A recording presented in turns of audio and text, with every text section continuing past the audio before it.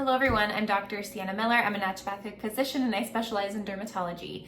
Today I'm going to be talking about why I use acidic products topically on the skin in patients with eczema, and I'm going to be going over two of my favorite products that I like to use at the end, so make sure you stay till the end. So using topical acidic products in patients with eczema might seem counterintuitive. Why would you want to spray something acidic onto the skin if it's already red and inflamed and burning? Hear me out. So, as I've talked about previously, but you may not know this, the skin actually prefers an acidic pH between 4 and 5.5. So your skin wants to be acidic. It's important for a lot of different things. It's antimicrobial, it helps with skin barrier function, and helps prevent aging. The pH of skin in patients with eczema actually shifts towards a more alkaline or basic pH. And there's a positive correlation between a higher skin pH and an increased severity of eczema.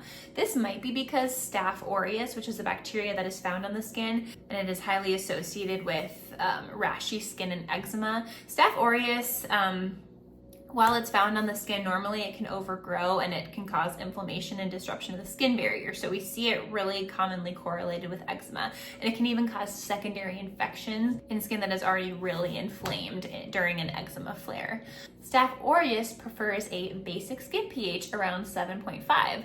So when that skin pH becomes more basic, it allows for that Staph aureus to overgrow and disrupt the skin barrier.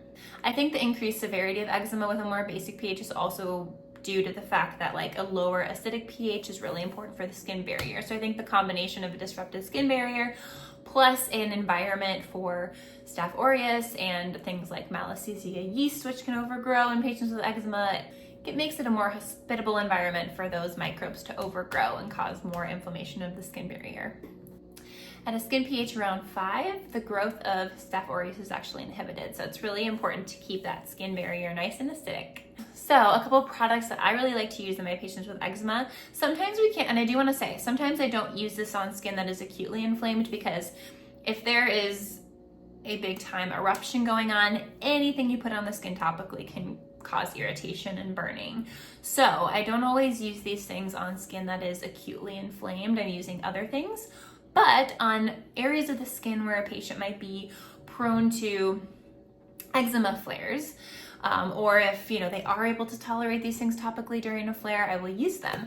So the first one is actually apple cider vinegar, and you want to make sure you use a high quality product. I really like the Bragg's brand of apple cider vinegar, and you want to dilute 50-50 with distilled water and apple cider vinegar. I even have patients start with a 10 to 90 of apple cider vinegar to water, so very dilute, and going up to a 50-50 potency with tolerance. Another product I really like is called hypochlorous acid. There's a couple of products available. I usually use the active skin repair spray, and there's one for babies, kids, and adults, and that's just a nice gentle acid that helps, like I said, restore that skin acidity. It helps fight against bacterial infections and overgrowth, and it helps to prevent flares of eczema. All right, and that's all I wanted to say in this video. You can find all my links down below if you would like to work together. Let me know if you have any questions, and make sure you like this video if you enjoyed. Subscribe to my channel to see similar content, and I will see you in my next video. Bye.